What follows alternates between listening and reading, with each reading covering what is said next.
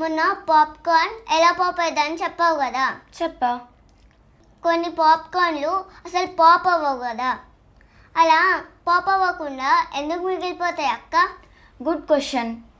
సరే ఆన్సర్ చేస్తా విను. కొంతమంది అనుకుంటారు ఈ కర్నల్ని నేను ఎక్కువసేపు హీట్ చేయలేదు, లేదంటే ఎక్కువసేపు కుక్ చేయలేదు, అందుకే ఈ కర్నల్ అనేది పాప్ అవ్వలేదు, పాప్కార్న్ అవ్వలేదు అని అనుకుంటారు. కానీ అది కాదు అసలైన రీజన్. మొన్న నేను చెప్పా కదా పాప్కార్న్లో కొంచెం అమౌంట్ ఆఫ్ వాటర్ ఉంటుంది అని, అదే అసలైన రీజన్.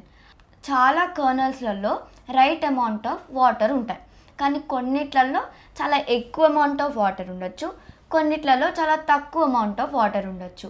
అలా ఎక్కువ కానీ తక్కువ కానీ అమౌంట్ ఆఫ్ వాటర్ ఉంటే ఆ కర్నల్స్ అనేవి పాప్ అవ్వకుండా ఉండిపోతాయి.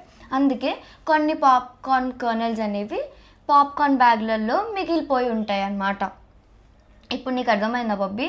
అర్థమైందక్క. అయితే చెప్పు, కొన్ని పాప్కార్న్ కర్నల్స్ పాప్ అవ్వకుండా ఎందుకు ఉండిపోతాయి?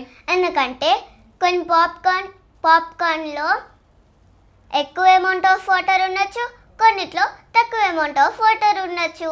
Good understanding. మరి మీలో ఎంతమంది అన్ని పాప్కార్న్ కర్నల్స్ పాప్ అవ్వడం చూసారో కామెంట్ సెక్షన్లో మెన్షన్ చేసేయండి.